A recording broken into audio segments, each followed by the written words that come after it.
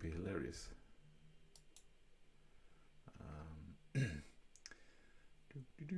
We're nearly there, we're live.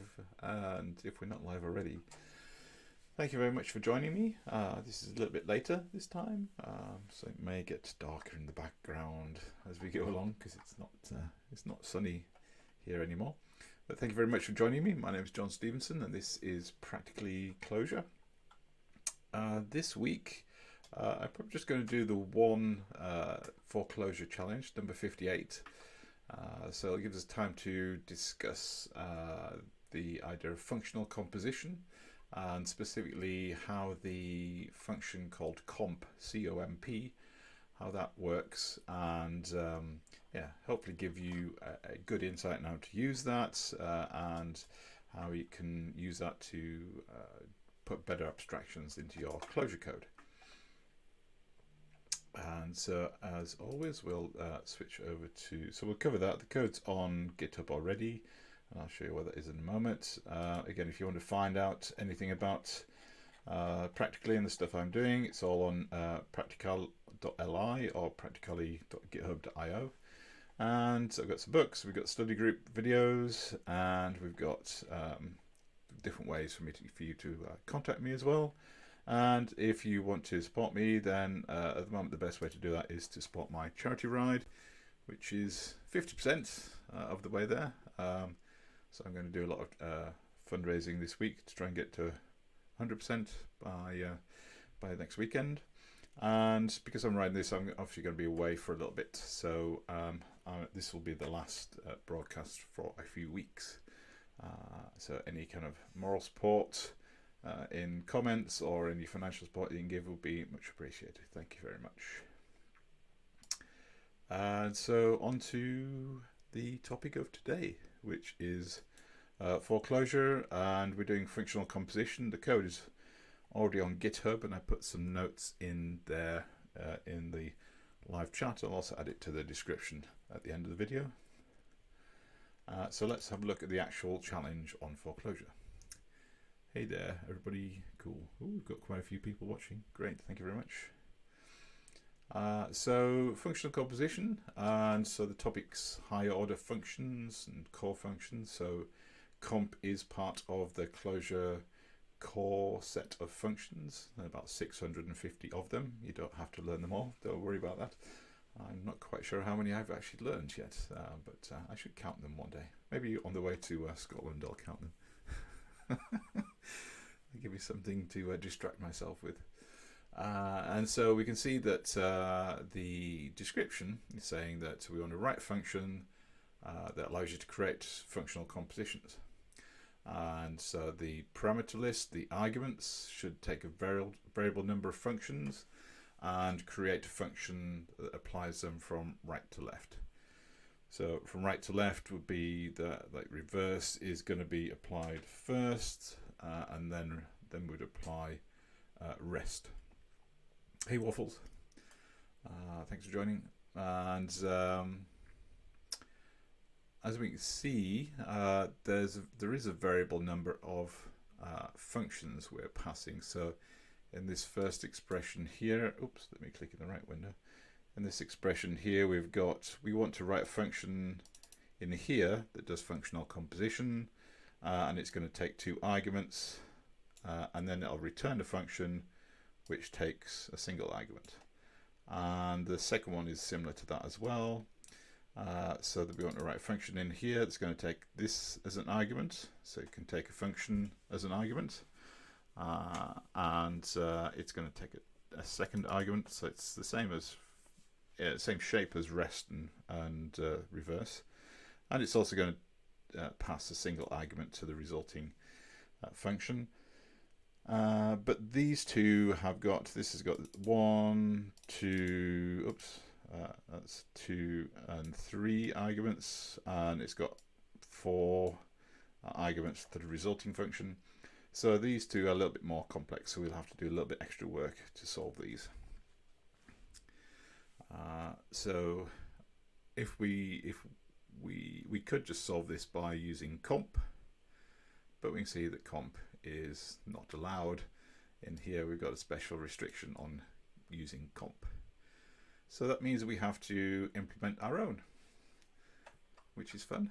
So this is why it probably makes this a little bit more of a little bit harder challenge, because we have to basically implement a function that's already there, but it does help us understand how to use that function, what that function does, and how to use it, and how it works as well. So we have a more confidence when we see a situation, we're more likely to recognize, oh, we could just use comp here because we understand that function much better. So that's what we're going to do. So I'm going to switch over to code, and I'm just using Spacemacs. You don't have to use Emacs. You can use any. There's lots of editors you can use. Visual Studio Code is quite a nice one with the Carver plugin. For this one, I'm just going to walk through. So I've copied in the description of the challenge, and then started to kind of walk through what do we actually need to do for this this challenge as well. So as it says, we're trying to understand this idea of functional composition. What does that mean? Well, we're trying to compose functions together. That doesn't really help. That's just putting the words in a different order. But if you think about you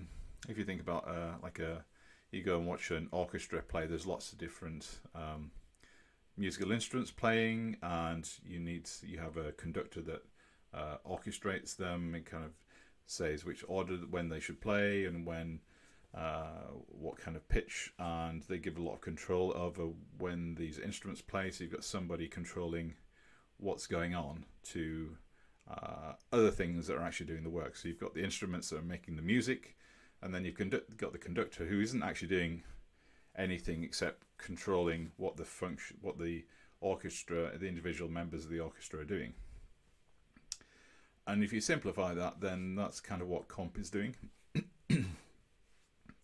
It's going to organize one or more, or zero or more functions, and control how they're actually going to be used on some other piece of information that we're going to get later. So so you can do this without using comp, as we'll see. And you can also use comp, and then comp eventually leads on to things like transducers as well. But if you're just starting, then don't worry about these words. These terms will kind of make sense as you get more into Clojure and you become more familiar with them. I appreciate big words can feel quite intimidating at first, but once you understand them more fully, then they actually become. You feel much more able to actually use them as you go along.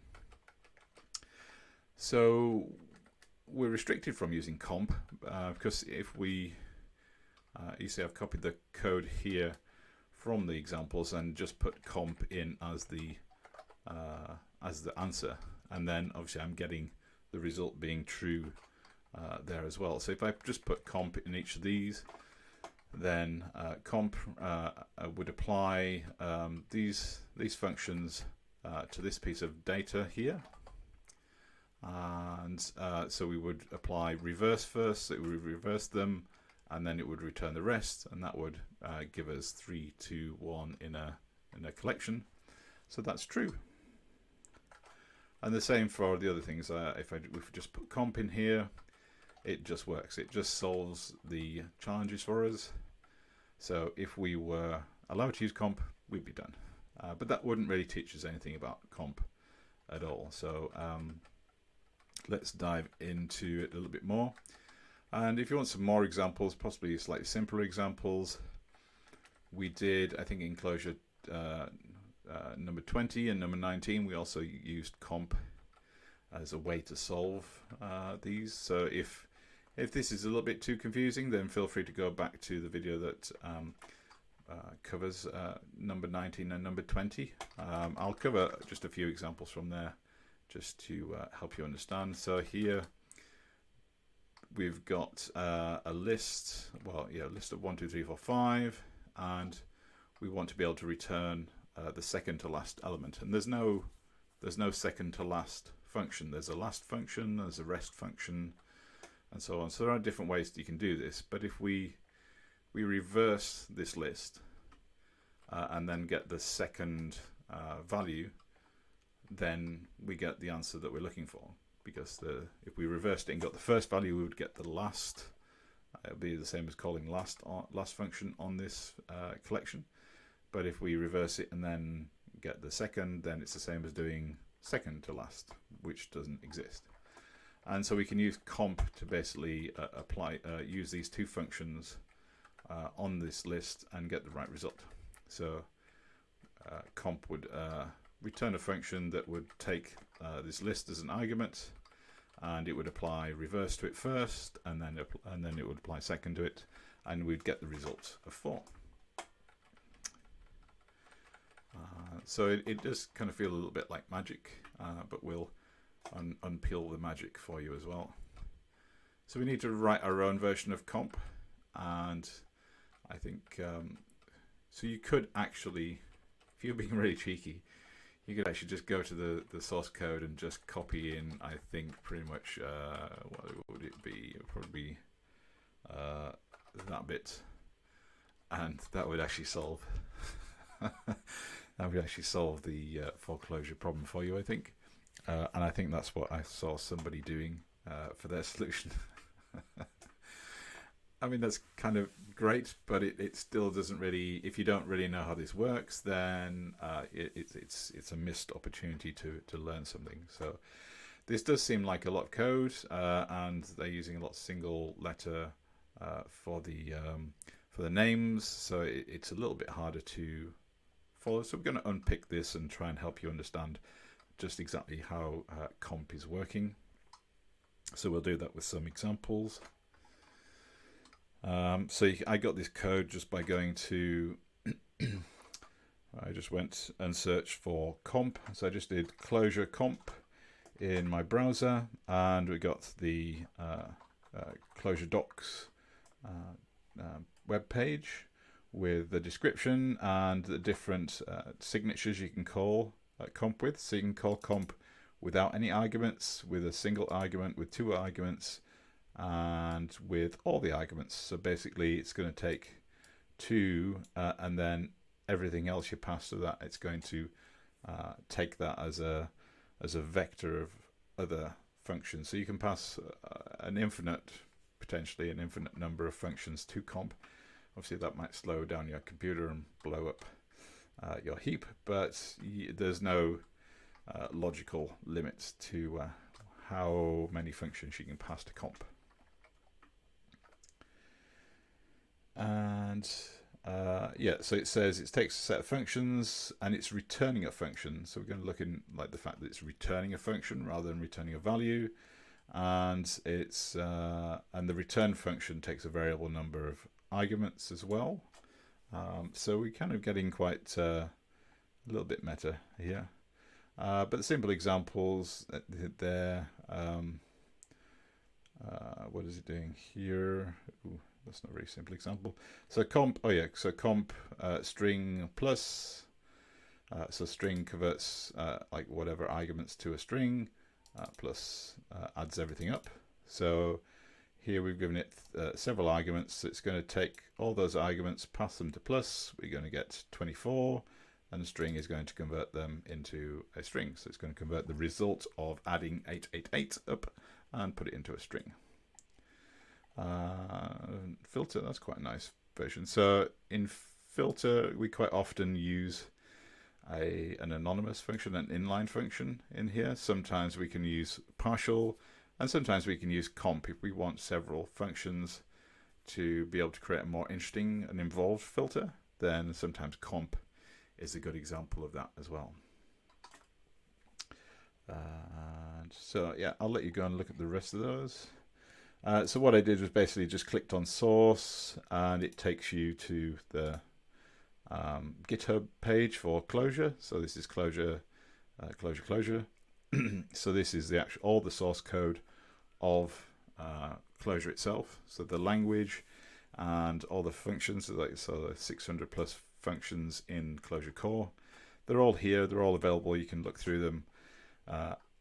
as you wish in GitHub. And so yeah, and if you click on the source, then it takes you directly to the right page, because it's quite a big file. There's a few thousand lines of code in here. So it's clicking that link is a quick way to get there. And I just copied this into my editor. So let's switch back there. So this is just what I copied in, and I've just commented it out. I'm using the reader macro comment just because it saves me typing a few semicolons. And if we look at this, I mean, there's a few things here so there's some metadata in these curly brackets. So it's just, this was added in version 1 of Clojure. And this is a static function when it's compiled. But the interesting thing is it's a polymorphic function, so we can see that it will call different lines based on how many arguments you give to comp. So if you give it 2 arguments, if you give comp 2 arguments, it will call this piece of the code.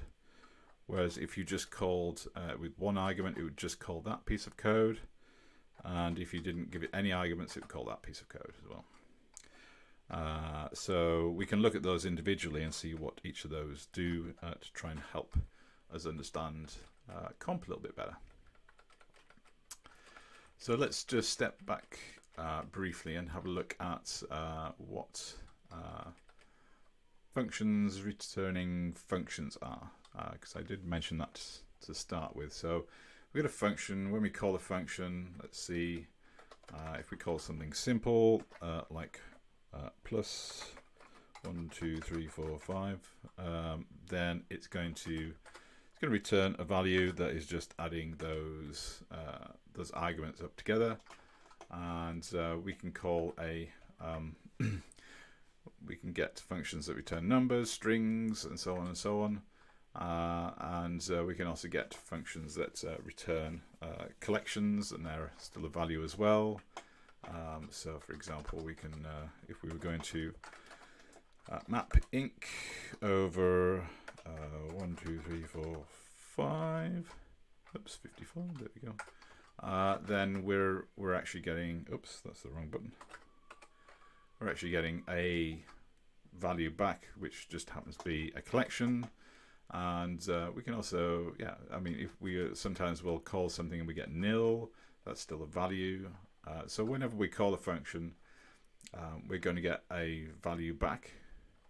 And because calling a function definition returns a value, we can also then we can also return a function definition, because when that function definition is evaluated, it will return a value as well.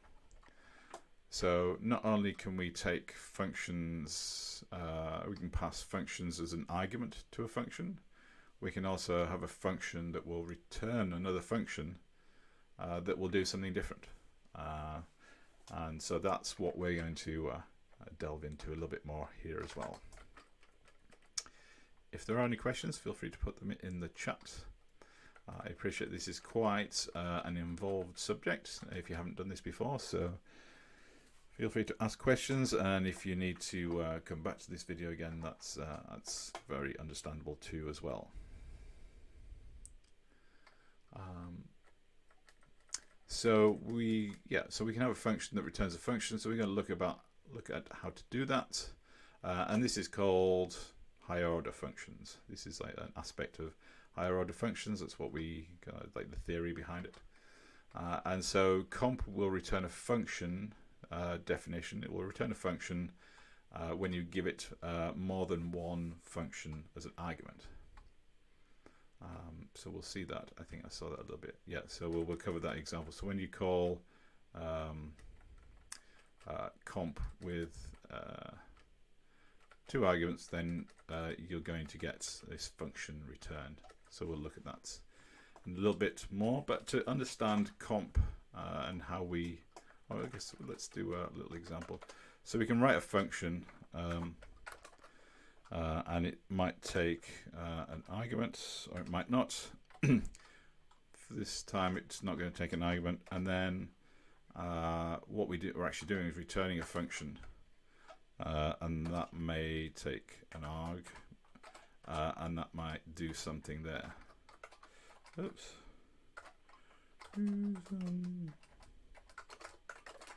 So that's probably the simplest example of a function that you call. When you call this, then it's going to actually return this function, and then that will do something with whatever argument is beyond that.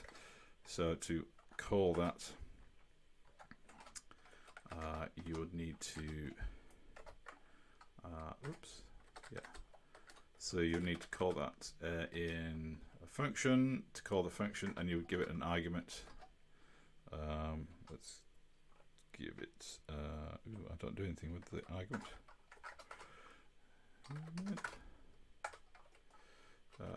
With boom, and then boom, boom, boom.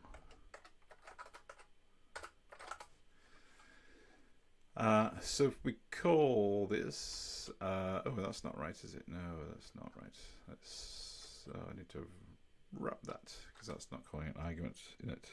Space. I do have another example here later on. Wrap that. So when we call, so this is a function definition that returns a function, and we need to call that. So we would call that with. Well, we're not giving it any arguments in that case. So in this case, we actually need to bump our. Let's just bump that over to the right place. Space K, barf. There we go. That's better. There we go. So we've got a function definition. We need to call that function, which so we put it in a list, and then that returns a function, which we then have to call with the argument. And hopefully, if there we go. Oh, no, that's not quite right. Oh, yeah. I've done that before. What did I do wrong? Okay, I've got a better example later on, but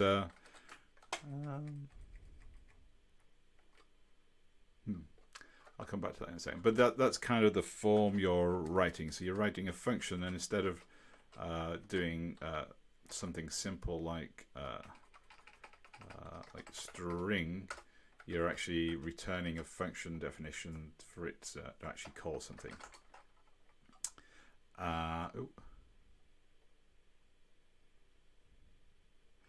Yes, so there's a question about comps behaves differently depending on number of inputs, and that's exactly what we're going to cover next. So that's a well-timed question. So when you see comp with multiple brackets here, we can see that there's multiple ways for it to work depending on how many arguments it's been given.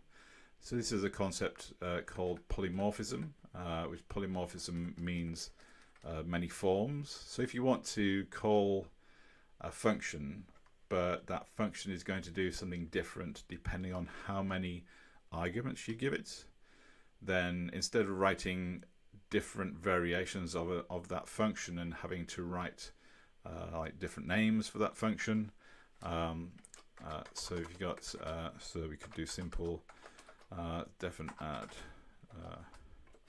to number,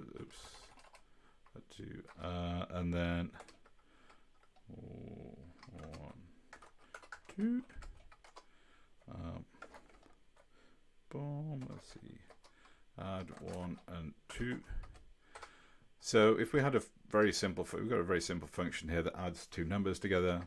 Yeah, I appreciate that plus does that already, but just for an example, we're adding two numbers and it's going to call that. But what if we wanted to add three numbers? We could just make another function called def add 3 and then change that. But then we'd need to know which one to call, and we'd have to write lots and lots of little functions. We're not really kind of pulling out any shared any shared kind of code, so we're kind of duplicating a lot of things. Oops, there we go. So what we can do, if we continue this example a little bit further, we can do def adding, and we can give it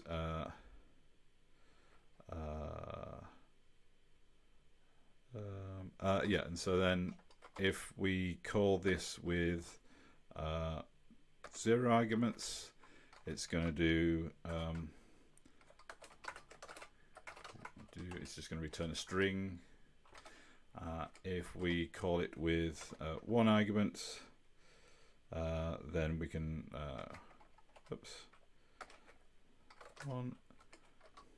then we can just add 1, and if it's going to call anything else, oops, did I get that right? What have we done? What have we done? Oops, I missed on my brackets. I'm not paying attention, sorry. There we go. And then if we call it with multiple arguments, say we do the ampersand,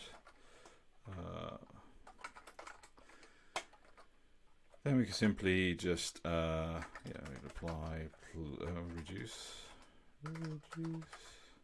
plus over the values, because values will be a collection of all the values that we give it. So we can do different things based on the different number of arguments that we're passing to a function. So hopefully that answers your question. So we can go in that a little bit further.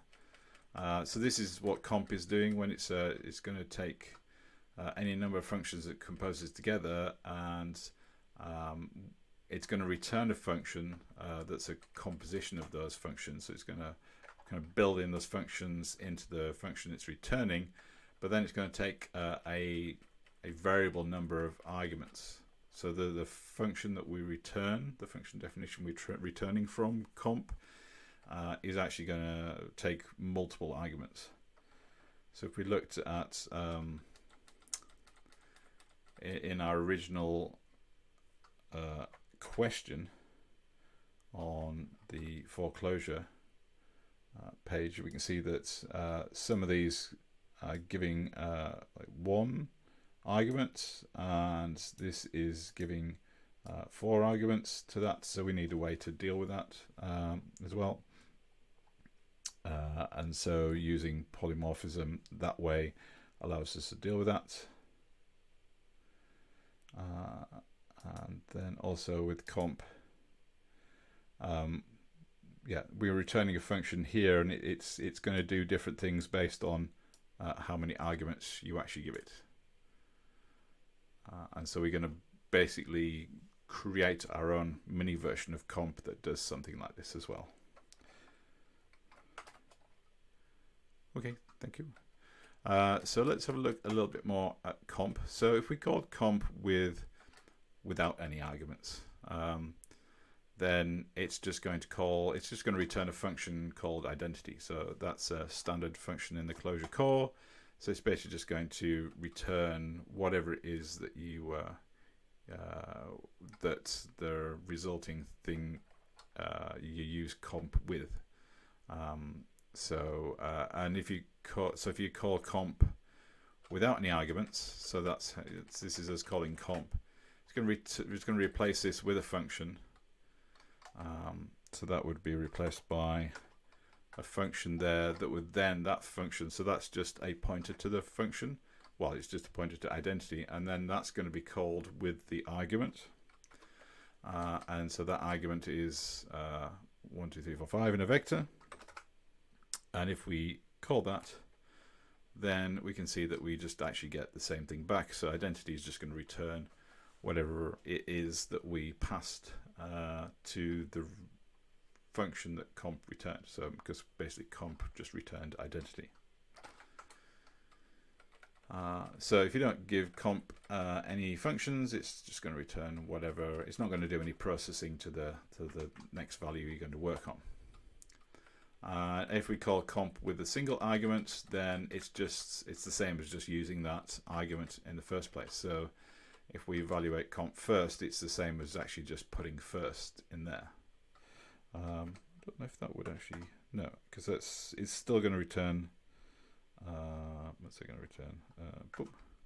Yeah, it's still going to return the reference to first, and then it's going to use first on this vector.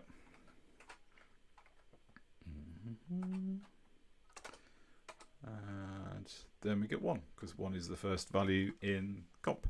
So those are really just kind of, I guess, mainly catch-alls. You might need to use those for if you're using transducers and so on.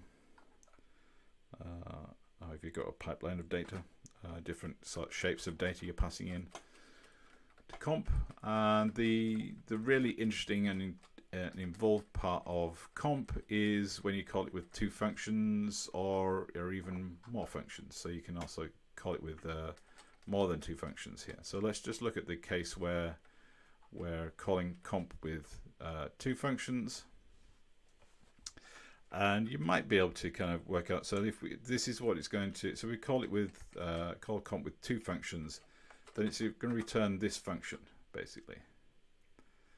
So that's the result of calling comp with 2 functions. Except the name of those functions, the name of f and the name of g, would be substituted in here with the names of the functions that you gave comp.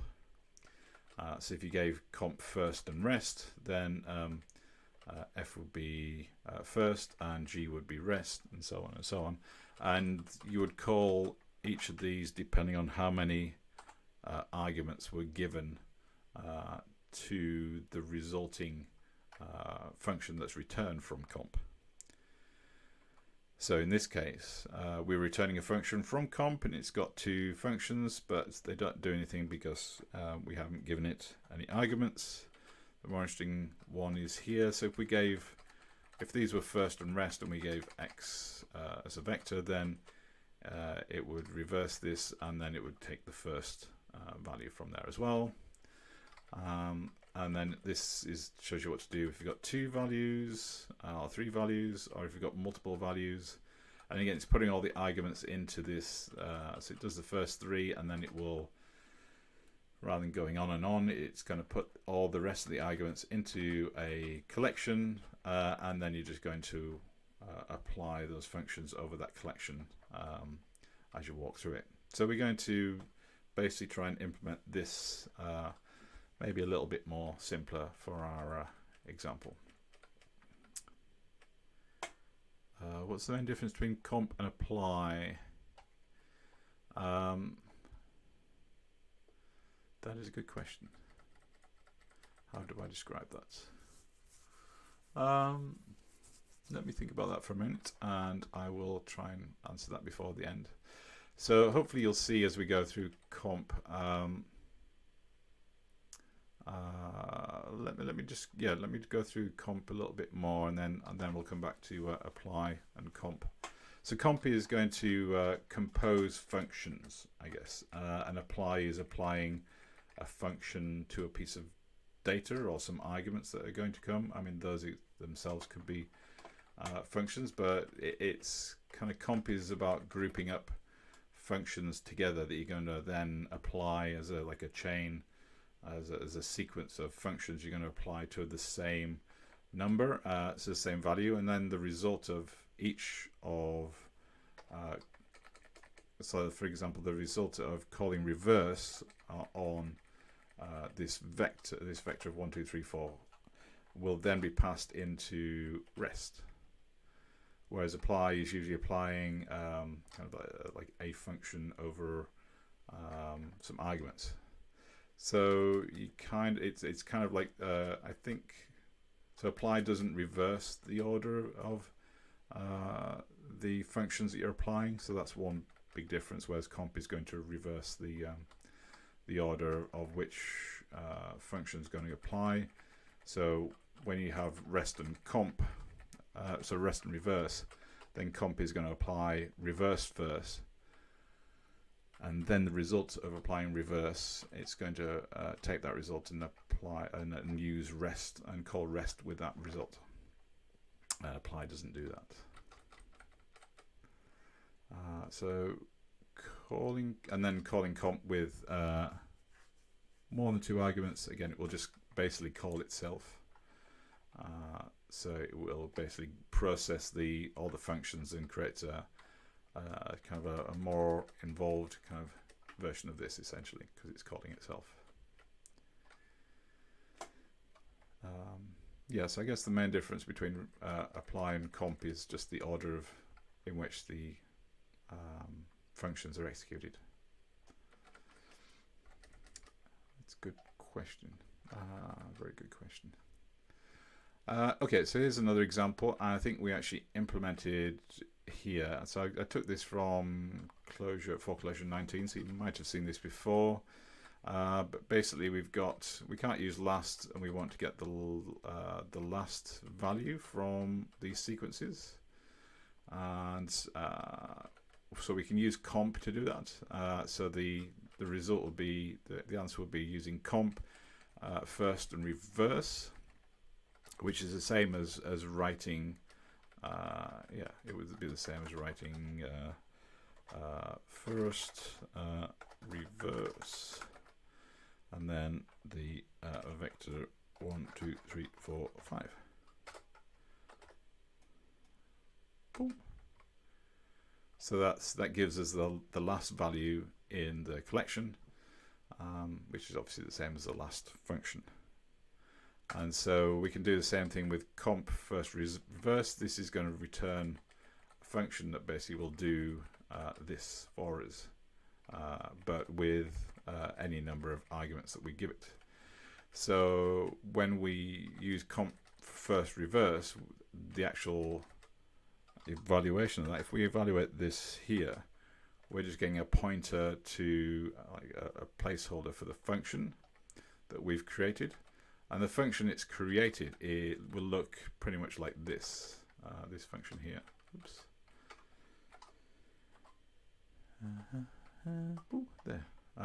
So that's the function that comp has returned if you give comp the 2 arguments of first and reverse.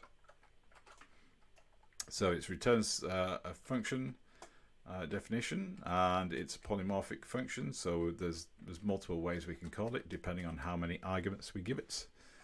And you can see now we put the first argument in, which is first, and we put the second argument in, which is reverse. If we give if this function then receives a value like it does in here, so we're actually calling this with a vector of 1, 2, 3, 4, 5, then we are calling this line, sorry, this line, yeah, this line, yeah.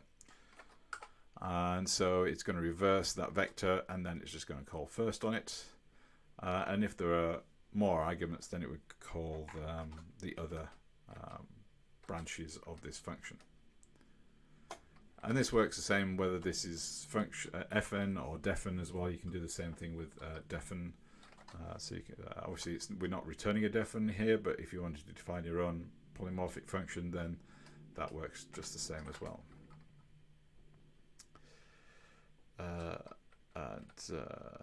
Yeah. So if we call this, so here's an example of calling this. So this is the function that's returned by comp, and then we give it an argument and then call it again by putting it in another list, and that gives us the answer of 5. Let me just show you that did actually work, and I just didn't make that up. Oh, yeah, 5. So I've just called that again, and it works. Yay! So that's it's quite a lot. I mean, it does kind of take a few moments, or maybe longer, a few days to kind of sink in what it's doing, because we're returning a function rather than returning just a result or a value, because a function itself, we're going to evaluate that with something else. and that's going to give us a value. Like in this case, that this is the function that we've that's being returned. However, we then call that function again with another argument, and we actually get a value. So eventually we do still get a function that returns a value.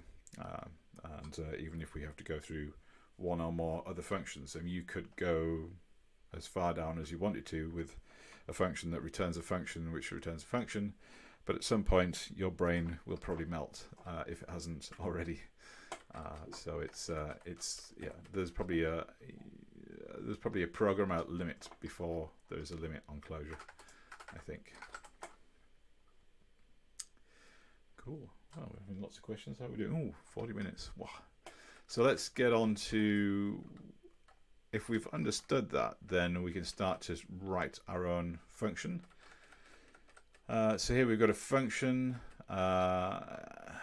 which is very simple. It just returns another function. And you can see from the result here, we're just having a pointer to this function. So this is just like an automatically generated name that the Clojure runtime generates for us in the namespace that we're working in. So that's just that just helps us understand that the value that's being returned is a function.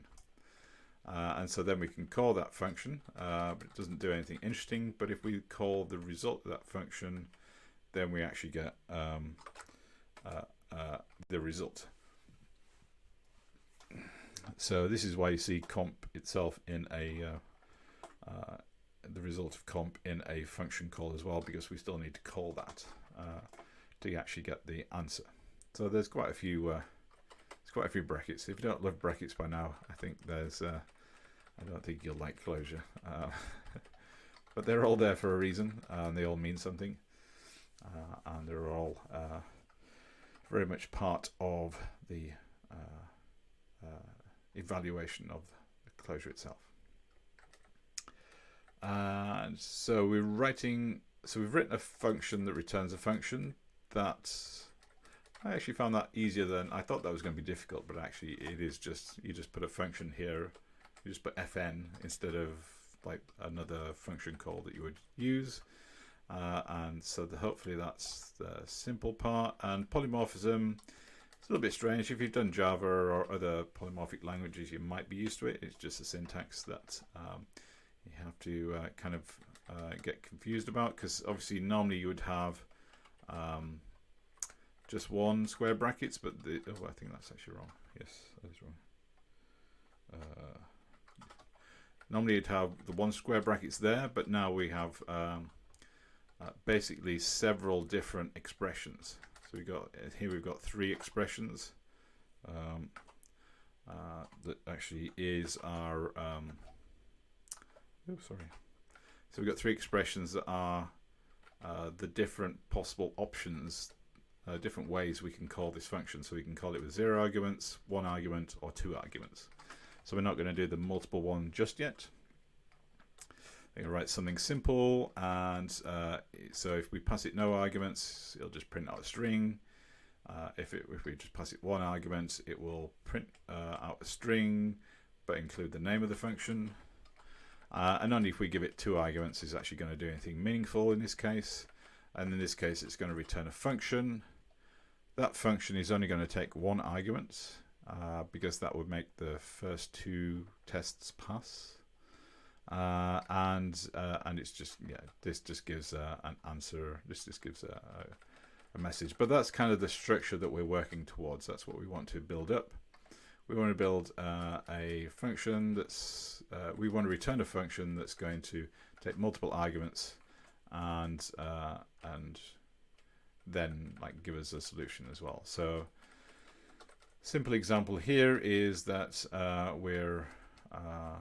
yeah, so this one would actually work on the first one. So we've got two catch-alls here, and then we've got this function. So we're passing this function, we're going to pass it two named functions, rest and reverse, and so that's what we've done here. So we've got rest and reverse. Our arguments we're passing into this function here.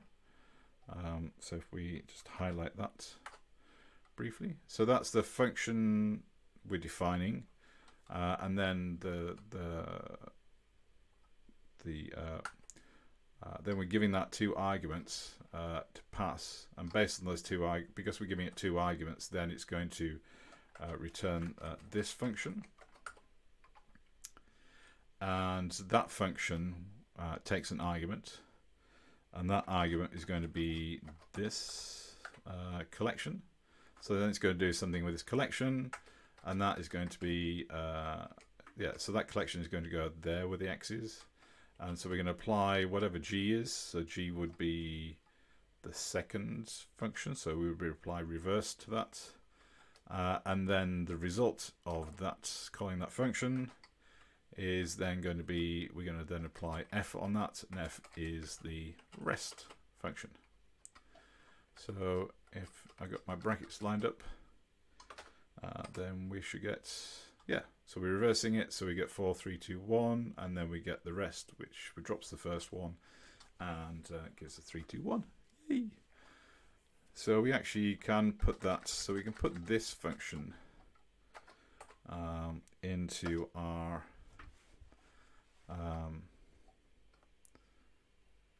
so we can put that function into our 4Clojure solution, I believe. Oh, it's gone to sleep.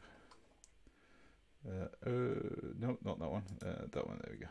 And so rather than that we're going to work up to that one. Don't worry about it. So we could put simple here, and this should pass. If I got it right, this should pass the first 2 tests, but it doesn't pass the third one because we've got more than 2 arguments. But we've made progress. We've written not too complicated a function. Hopefully you can kind of understand the function that we've written there.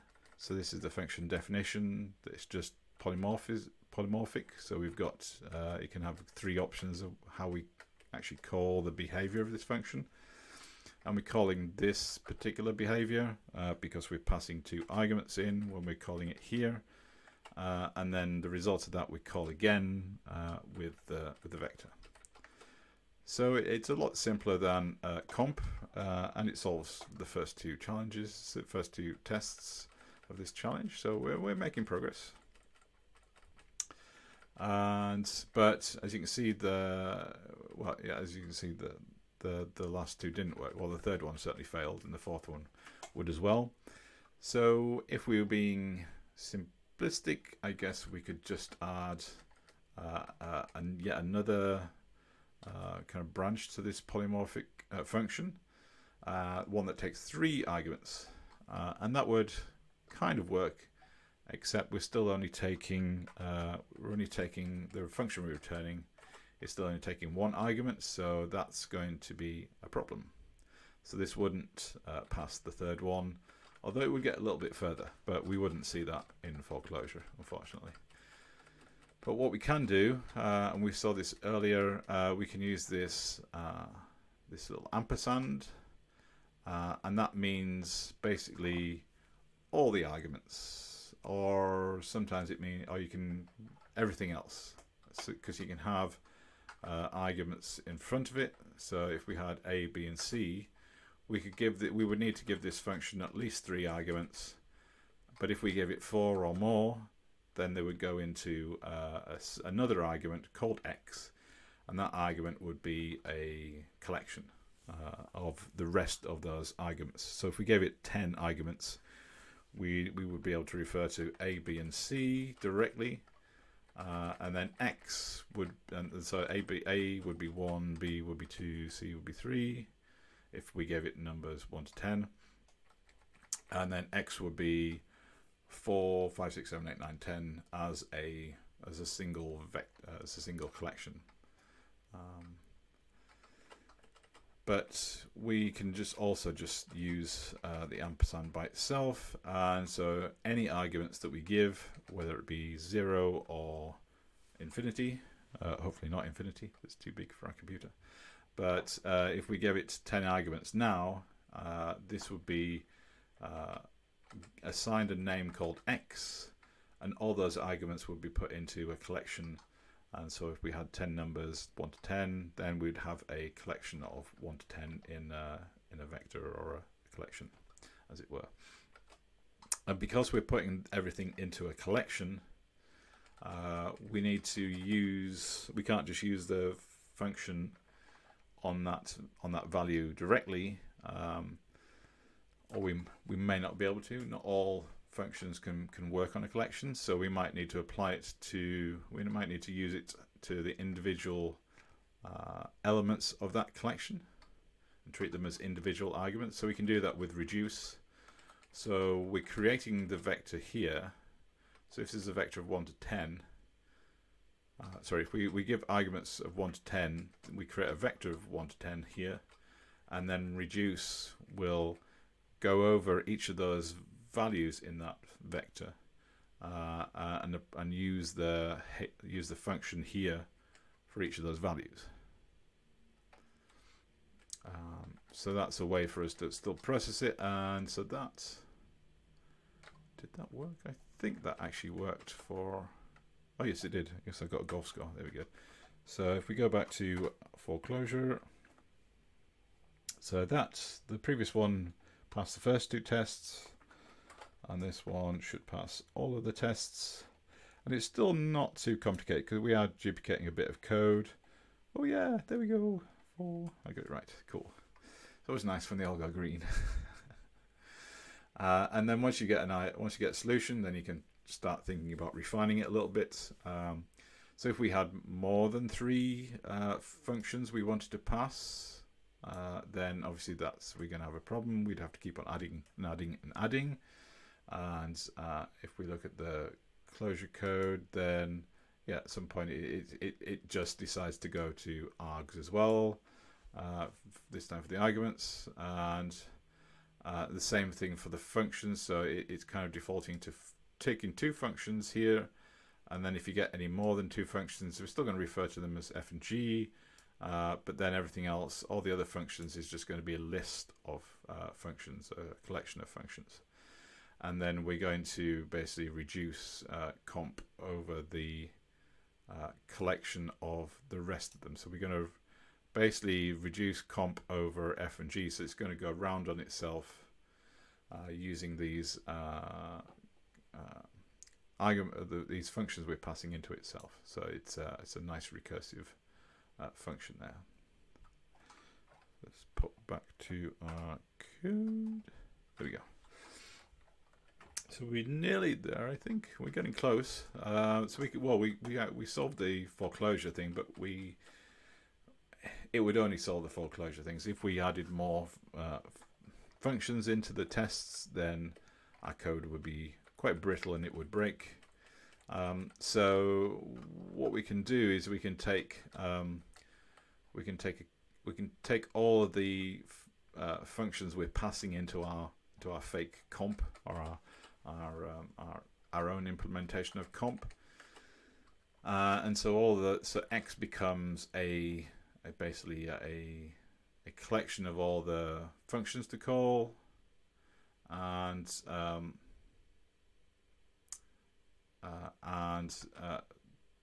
Y becomes a collection of all the arguments that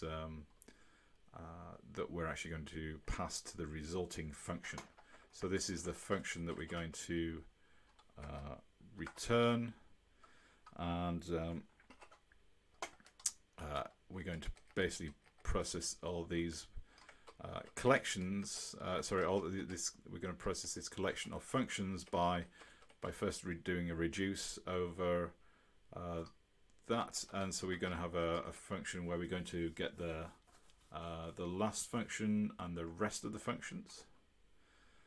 And then we're basically just going to call the rest of the functions on the result of the last function. So what we're doing is we're applying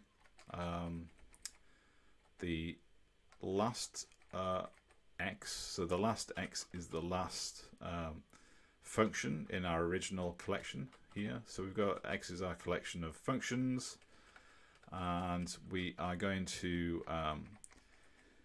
get the last one in the list, because comp, as we mentioned before, comp is going to apply the function that's in the last function you give to comp is the first one it's going to apply, and so then it wants to it's literally just apply that to y, and we're applying. I guess we could use reduce or apply. I don't think there's much difference. I think apply is possibly better in this case. And we can use that last function with the result, with the argument we got from y, which is going to be a vector, even if we give 0 or 1 or however many arguments we give. That's the arguments we get from when we call the resulting function that we get returned from comp. So we have to apply that, and that will give us a value, and then we can then use the rest of those functions. We're going to reverse all the rest of the functions, and so then we can then apply them to the result of using the first of the last function over the argument, and it will give us the right answer. I'm not sure if I explained that very well, but let's see if we can see that in an example. No, I don't have an example. Do I have an example? So yeah, so that's if we so I've just basically written that in the short form. So we're basically taking we've got a function that's going to take all our arguments that are functions, and then it's going to return this function here, and that function is going to take however many arguments we give it. But before we return it, we're going to go through and we're taking we're replacing the arguments here. So this would be so let's give an example here. That would be easier. So if we wanted to use comp with, that's what makes sense. Let's take one of the examples from 4Clojure. Oops.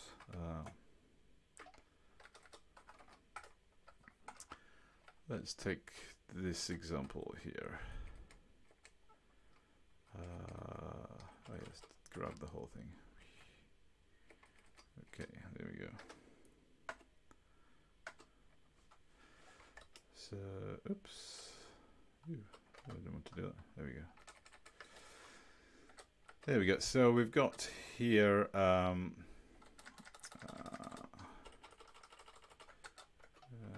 we go. So we want to use 0, mod, and plus.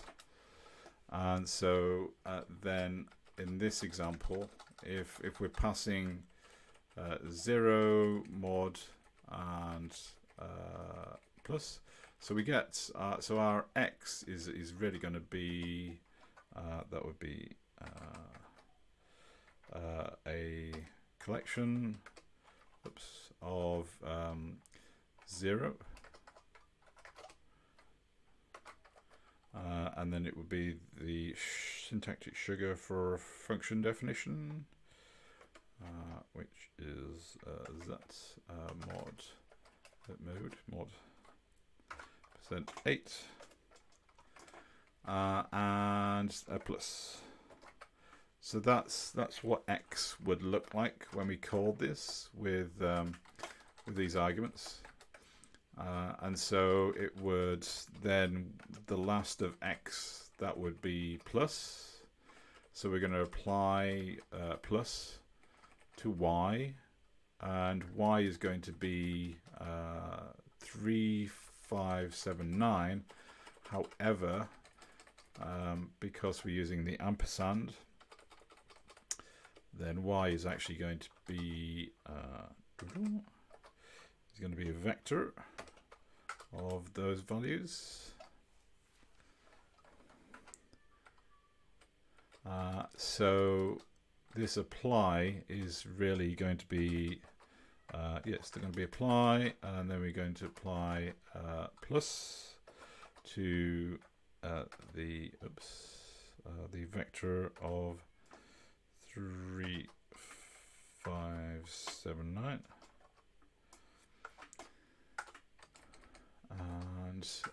and then the rest. So then we reverse x and get the rest. So that would basically get everything else. So that would be, oops, wrong button. Got carried away. So let's grab that. So x is going to be that. Oops, there we go. Boom. So that's what x is. If we reversed x, then we'd get mod. Oops. Yeah, mod 8. We get oops. Yeah, mod 8 and plus would be first. Oops. So that's reversing x, and then if we got the rest of that, then obviously that would be, oops, not p. That would be we would drop the x basically, so we'd get mod 8, and so then we would then apply the mod 8. So then we'd reduce mod 8 with 0, because we're basically in our reduce, we're basically just flipping over the arguments in our little anonymous function that we're passing over there. So we kind of basically iterating through the collection of functions that we're passing initially and applying them in reverse order into our function. So that's how we come up with our answer there, and we get a slightly better golf score.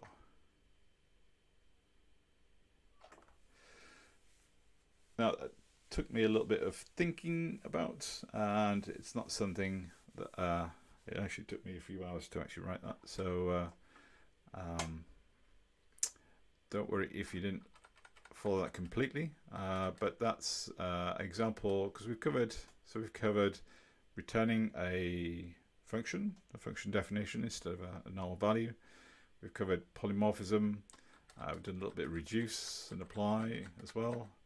So there's quite a lot of stuff in there as well. So hopefully you've managed to follow it. And if not, then feel free to keep on asking questions. I'm going to sign off in a minute, but also hang around if there are more questions. Otherwise, feel free to reach out to me in the normal channels. So again, just as a reminder, you can go to the Practicalli website, Practicalli with an I, because the other domains are really expensive, are already taken. And you can reach out to me on Clojure in Slack, or if you reach out to me in Clojure Slack, I can also give you my email and other contact details as well. Obviously, I'm not going to put them on here, but you can reach me at john@practical.li as well. Yeah, you can do, I think it's still working, practical.li, Gold Liechtenstein. Yeah, so it's the same website. That's my domain. So you can just do john@practical.li and reach me there as well if you've got any questions, if you're not into Slack. Yeah, it's functional composition is really, really powerful. We can make much smaller, more elegant code by doing this, and hopefully you will kind of get enough to be able to try it in there as well. Again, if this didn't quite speak to you, then feel free to go back to the exercises in, I think it's 19 and 20, where I actually put in some other examples of comp there as well, and also explain those a little bit. Yeah, so there's a comp in 19 and also in 20 as well. Okay, well, I'm going to leave it there. There aren't any more questions. Again, thank you very much for joining, and feel free to reach out and get in touch with me if you do have questions as well. Thanks very much, and see you next time. Well, I see you in a few weeks' time, because I will be away pedaling. Okay, thank you very much. Goodbye.